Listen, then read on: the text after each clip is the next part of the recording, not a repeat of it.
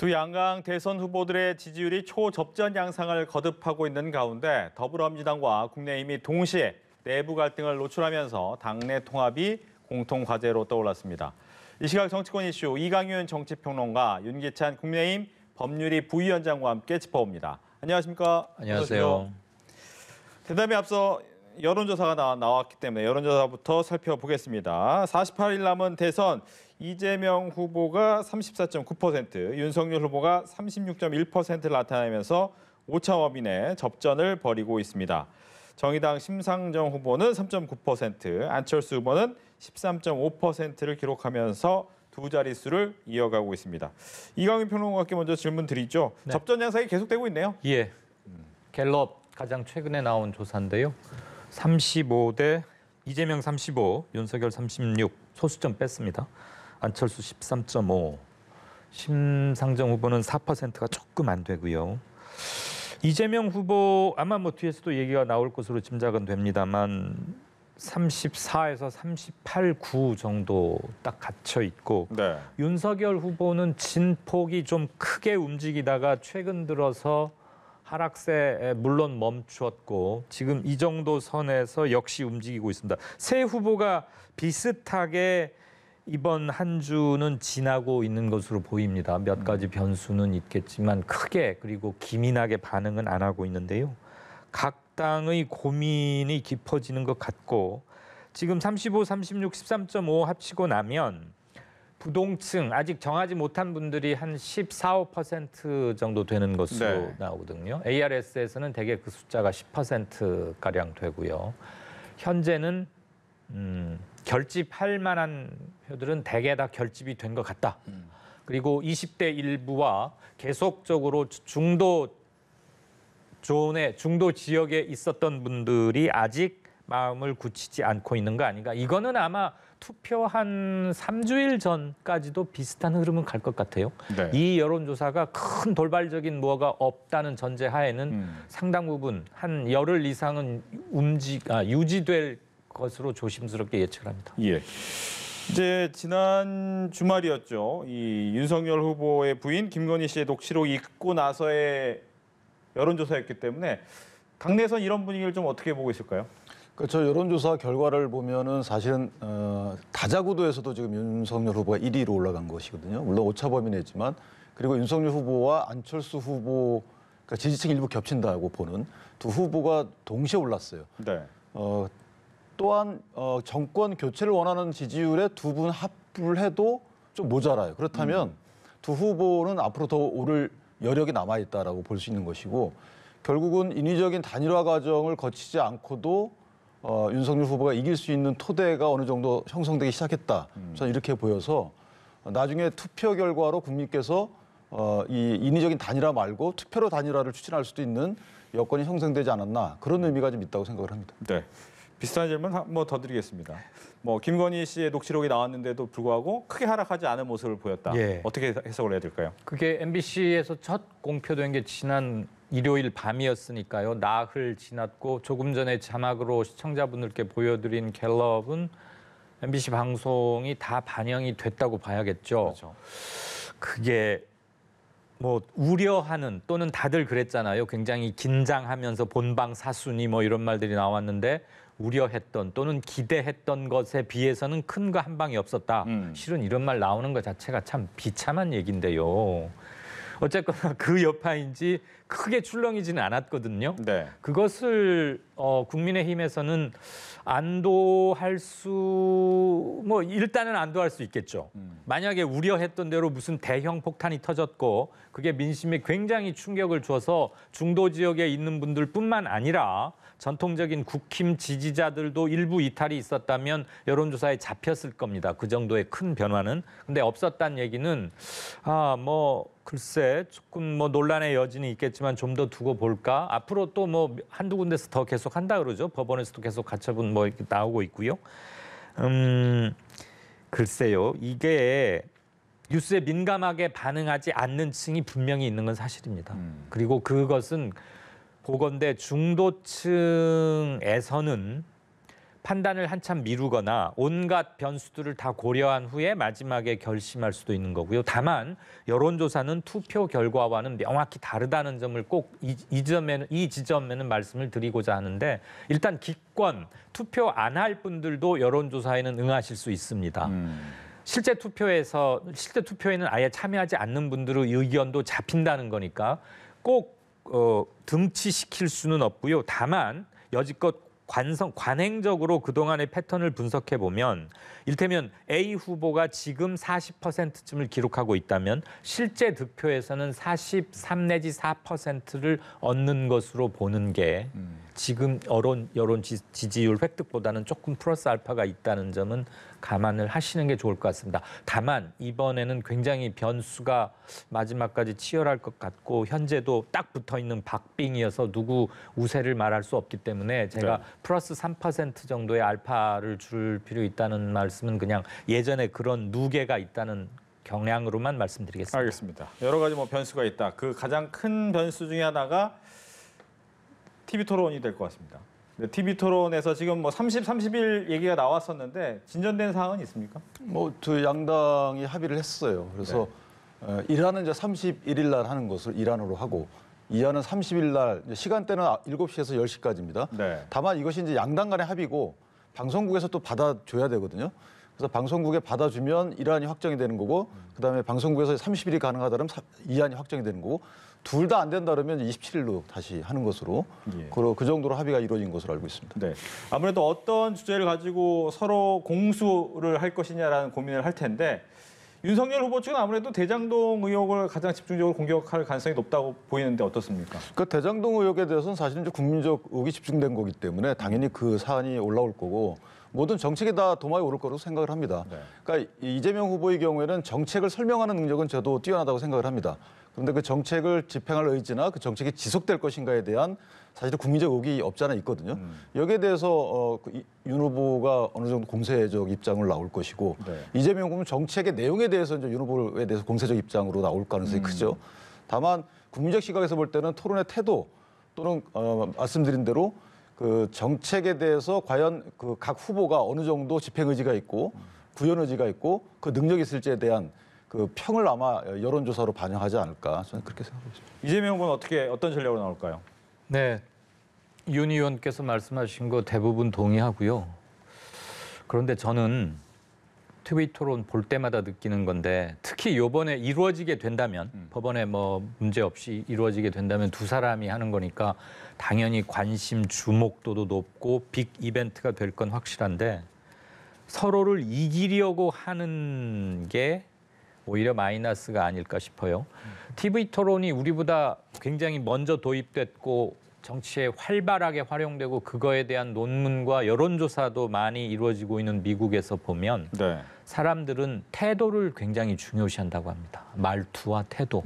실은 아무개 후보를 몰아넣느니 이겼느니 팩트를 들이대면서 궁지에 몰았느니 하는 건 잠깐의 채점표고 2시간쯤 되는 것을 한 편을 쫙 보고 나면 전체적인 이미지는 태도가 가장 크게 남는다고 해요. 그래서 저쪽 후보를 이겨먹으려고 하는 것보다는 국민께 겸허하게 설명드리고 국민의 동의를 구하는 자세를 끝까지 잃지 않고 유지하는 사람이 좀 낫지 않을까. 네. 이를테면 전직 유명한 검사였기 때문에 대장동 건에 관해서는 이재명 후보를 뭐 몰아치듯이 또는 조곤조곤 마치 수사하듯이 할 수도 있지 않겠느냐는 일각의 추측도 있던데 그게 특기를 발휘할 수 있는 것인지는 모르지만 그런 것이 너무 강하게 표출되면 태도에서는 그닥 좋지 않을 것이다. 그런 얘기도 있더군요. 알겠습니다. 어떻게 될지는 TV 토론을 보면서 네. 나중에 얘기를 해보도록 일단은 하겠습니다. 이루어질 수 있을지가 좀 관심사입니다. 알겠습니다. 좀 이슈를 바꿔보도록 하겠습니다. 여야 모두 이제 원팀 구성을 하려고 하고 있는데 처음에 민주당 같은 경우에 원팀 구성이 잘 이루어지는 것 같았습니다. 그런데 정청래 의원이 좀 돌발 발언을 했습니다. 이핵관 얘기를 했고 여기에 대해서 조홍천 의원이 이야기를 한 게 있습니다. 한번 들어보시고 이야기를 나눠보겠습니다. 이핵관이 가지고 했다고 그런 얘기를 했다고 이걸 페이스북에 올리신 걸 보고 또 저도 조금 의아스러웠는데 솔직히 뭐 차마 말은 못하지만 마음속으로 자진해서 좀 탈당해줬으면 하는 의원분들 주위에 많을 겁니다. 선당우사 하잖아요. 네. 지금만큼 선당우사가 필요한 때가 언제입니까? 이 불교계와의 갈등 때문에 정청래 의원에게 이 핵관이라는 사람이 맞다. 여기서 또 핵관이 있군요. 라는 생각을 전 이 얘기를 들으면서 했습니다. 예. 핵관은 다 있구나. 라는 생각이 드는데 예. 이 핵관이 와서 한 얘기가 좀 탈당해주면 고맙겠다라고 예. 했더니 자기는 이원과 탈당은 안 한다라고 예. 얘기를 했습니다. 어떻게 들으셨습니까? 지금 현직 국회의원들 중에 가장 말을 잘하고 말을 재밌게 하려고 애를 쓰고 부단히 노력하는 사람 중에 정청래 의원이 대표적인 존재가 아닌가 싶은데요. 그냥 좀 경망에 가까운 표현 발언이었던 것 같고 이핵관이라는 표현. 그리고 지금의 문제 이 사달의 가장 발원지 출발점도 자신의 말이었거든요. 통행세, 불교 사찰에서 받는 네. 문화재 관람료가 그리고 봉이 김선달 같은 것이다. 그러다 막판에는 이제 이준석 대표의 전유물인 윤핵관을 빌어와서 이재명의 이핵관도 있다. 이렇게 굉장히 비꼬는 거잖아요. 그런데 민주당 사람들이나 민주당 지지자들 입장에서는 뭐지? 그래서 말 좋아하고 말 잘하는 사람은 항상 말이라는 수류탄이 자기 주변에서 터질 준비가 늘 돼 있는데 정청래 수류탄이 이번에 터진 것 같고요. 네. 불교계가 지금 잘 수습이 안 되잖아요. 여러 분 나서도. 800까지 했어요. 그러게요. 가서. 네. 여러 사람이 나서서 심지어 청와대 대통령까지도 이렇게 다독이기 나섰지만 봉이 김선달 이런 말은 가장 굉장히 모욕적인 말이니까 본인만이 해결할 수 있는데 본인의 사과조차도 지금 불교계에서는 잘 받지 않겠다는 거 아니었어요? 태도가 좀 문제가 되니까. 그래서 결국은 이 사달이 났습니다. 그러다가 탈당해 달라. 네. 이 지경까지 온 거 아닙니까? 만약에 아주 미세하게 지는데 불교계가 해소되지 않은 상태로 선거를 맞이하고 이러다가 진다. 그러면 정청래 당신 때문에 졌어라는 말이 나올 수도 있을 것이고 애매할 겁니다. 저는 압력이 이 정도에 왔고 물론 아무 때나 분연히 떨쳐서 말하는 사람 중에 하나가 조응천 의원이긴 한데 네. 저 정도로 매체에 나와서 말했다는 얘기는 모종의 압력으로는 충분히 작용할 것이다. 근데 정 의원 본인이 스스로 퇴로를 끊어버렸기 때문에 그렇죠. 굉장히 애매합니다. 네. 다른 당 얘기지만 저는 기본적으로 그 후보 탓을 하기 때문에 그래요. 그러니까 대통령 지지율이 후보보다 지금 높잖아요. 네. 그러다 보니까 우리가 후보를 잘못 선출했나? 사실 타당한 태도는 아니죠. 후보는 무은결로 가야 되는 거거든요. 나머지 선대위 책임, 그다음에 해당 의원들 책임이다 이렇게 가야 되는데 인식 자체가 이제 후보가 문제가 있다 이렇게 보기 때문에 저런 얘기들이 나오는 것이고 혁신위에서 나온 사면수 국회의원 지역 동일 지역구, 삼선 초과 금지 이런 것들도 사실은 586을 겨냥한 거 아니냐라는 또 인식이 이렇게 어떤 프레임을 갖고 보기 때문에 저런 일이 벌어지는 거고 결국 보면 정청래 의원님이 사실은 잘못한 거죠. 왜냐하면 공원법이 67년도 공원법이 제정되면서 사실 국립공원이 생겼거든요. 그때 사찰 경내지가 상당히 들어갔어요. 7% 정도가. 그러니까 결국 스님들 입장에서 보면 사찰 입장에서 보면 이것이 우리 경내지가 들어가서 입장료 걷는 것이 어찌 보면 당연하다고 볼 관점도 있는데 마치 국민께 잘못된 정보를 전달했기 때문에 이거 문제가 있다라는 그 어떤 잘못된 행동에 대한 사실 진정한 사과가 이루어지지 않았다라고 본 것이죠. 그렇다면 정청래 의원이 이 대선 국면에 탈당 여부에 대해서 어떤 문의가 왔으면 저렇게 공개할 것이 아니고 내부적으로 문제를 해결해야 돼야 되는데 저희 당도 그랬거든요, 사실은. 네. 비공개로 해결을 해야 될 것이지 이렇게 공개로 해결하게 되면 사실은 저것은 갈등이 없어도 갈등으로 비춰지는 것이기 때문에 그렇죠. 더욱이 대선 국면에서는 상당히 부적절한 행동이다. 저는 그렇게 봅니다.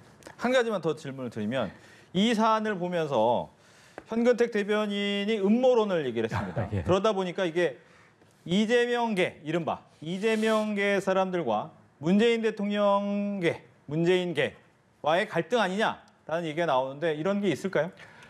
오래됐잖아요. 친문과 이재명계가 사이가 안 좋다는 거. 잘 안 맞는다. 이런 얘기가 지난 나왔죠. 2017년, 5년 전으로 되돌아가는 거니까. 그래서 잠시 수면 아래로 다독여지는가 싶었는데 이재명 측에서 핵심을 나한테 보내가지고 좀 나가달라고 했어라고 공개를 해버리는 바람에 네. 그렇게 된단 말이야?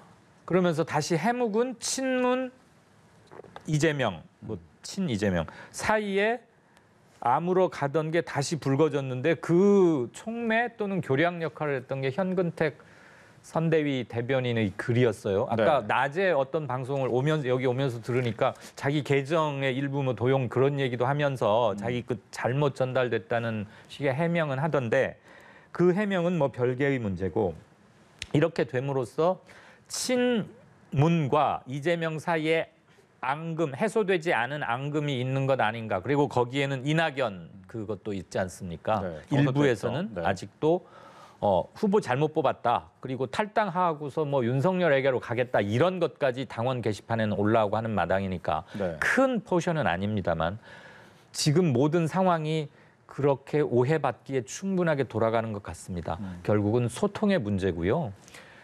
이핵관이란 말을 쓴 것은 여러모로 패착인 것 같습니다. 재선, 삼선급의 사람이 할 말은 아니었던 것 같습니다. 알겠습니다. 국민의힘 얘기로 넘어가겠습니다.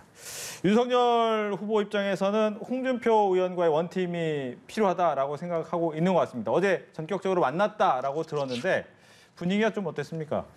그 원팀은 사실 돼 왔죠. 그런데 이제 그것을 완결하는 홍준표 이 경선 후보와 완결하는 그런 모습을 이제 선대본에 들어와서 같이 쓰는. 그렇죠. 현재는 고문으로 있긴 있습니다. 네. 경북 대구인가요?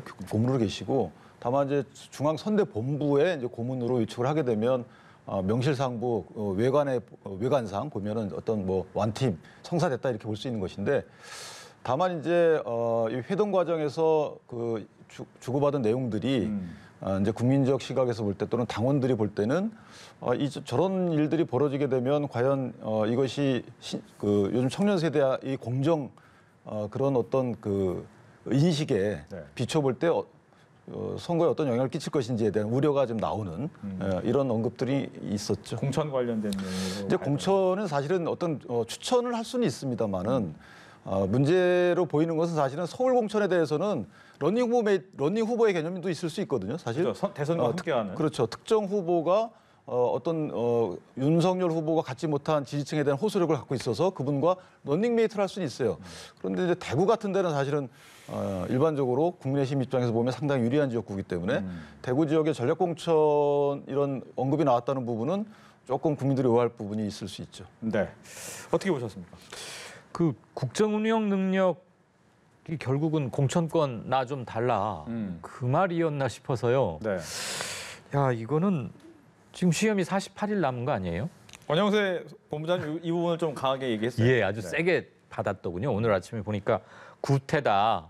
큰 일을 지금 앞두고 있는데 아직도 이런 소소한 거 하느냐 그러는데 지금이 그 지역적 맹주 비슷한 분위기 풍기면서 공천 얘기할 때입니까? 뭐 이 말 했잖아요. 저도 조금 놀랐습니다. 어제 저녁에 나온 걸로는 국정 운영 능력을 뭐 어떻게 하고 그다음에 처가 비리 엄단. 그래서 둘 다 상징적이고 선언적인 건데 해볼만하다. 네. 그리고 저거 뭐 예스라고 하는 게 뭐가 어려울까? 그리고 저걸 한들 얼마나 사람들이 감흥을 받을까? 그래서 홍 의원이 뭔가 선대본부에서 대구 지역의 고문 말고 조금 더 홍준표 이펙트라고 할 만한 것을 뭐 할 만한 그런 모멘텀을 노리고 있나 이렇게 생각을 했는데 알고 보니까 공천권 얘기였어요. 네. 이건 조금 아닌 것 같긴 하고 그다음에 홍준표 의원이 뭐 추천해줘서 감사하다 또 누가 이렇게 윤 후보 측에서는 그렇게 말하던데 지금 그런 말 오갈 것 같지는 않고요. 그 오얏나무 밑에서 뭐 갓근 고쳐 매지 말라 이런 말 있지 않습니까? 정말로 자기가 아무개를 어디에 심어야 하겠으면 어제 같은 자리에 내가 선대위에 가서 일하는 조건으로 이렇게 조건을 내거는 건 좀 격에도 맞지 않고 품에도 맞지 않는 것 같습니다. 네. 아무튼 뭐 썩 좋아 보이는 건 아닌데 윤 후보가 처음에는 밥 먹는 자리에서는 예 해보지요 했다가 돌아가서는 아니었다고 꽤 화를 냈다는 후문이 있더라고요. 그래서 저 집이 조금 아직도 좀 효율성 있게 못 돌아가는구나 그런 생각 들었습니다. 네. 한 번만 더 질문 드리면 뭐 아까 말씀하신 것처럼 어떻게 보일까에 대해서 뭐 시민들한테 국민들한테 어떻게 보일까에 대한 우려가 있다. 그럼 원팀은 조금 어렵다 이렇게 봐야 됩니까? 아니, 지금도 원팀은 원팀이에요. 네. 그런데 완전한 원팀은 어려운 겁니다.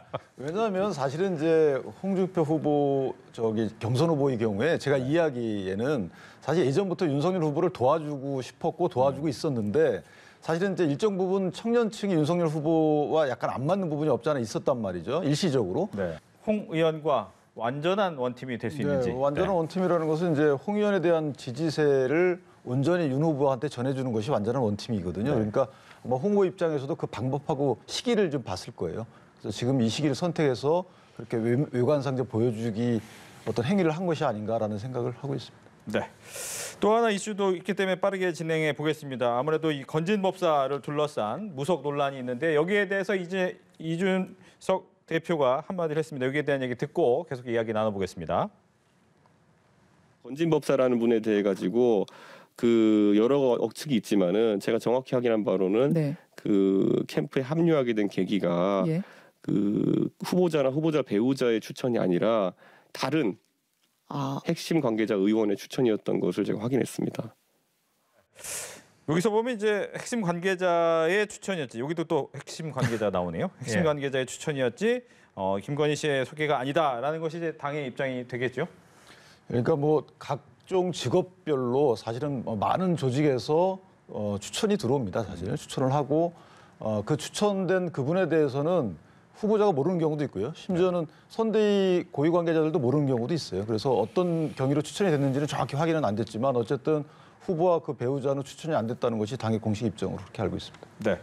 송영길 대표 같은 경우에도 간단한 또 언급을 하긴 했는데 뭐 여기에 대해서 간단히 대답을 듣겠습니다. 그 송영길 대표가 무슨 근거로 윤석열 후보가 검찰총장 재직 시에 지금 신천지 압수수색을 허락하지 않았다. 네. 그거 아닙니까? 결과적으로 이만희 교주를 보호하는 꼴이 됐던데 그 뒤에는 건진법사와 상의한 끝에 그런 결정을 내린 것 아니냐라고 의혹을 제기를 했어요. 네. 뭔가 전혀 근거 없이 그런 말을 했을 것 같지는 않은데 아직 공개됐거나 팩트가 우리가 확인이 된 바가 아니니까 말씀드리기 좀 조심스럽긴 합니다만 그 법사라고 하는 분들 꼭 건진뿐만 아니고 이전에도 몇 분들 계셨잖아요.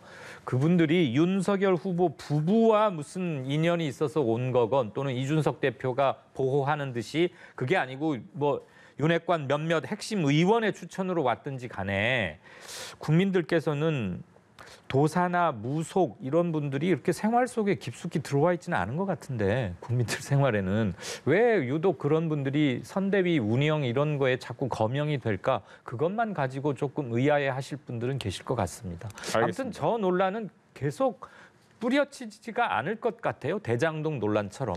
알겠습니다. 왕자도 참 미스터리하고요. 네. 시간이 뭐 다 됐기 때문에 여기까지 듣겠습니다. 이강윤 평론가, 윤기찬 부위원장 두 분과 함께했습니다. 오늘 얘기 잘 들었습니다.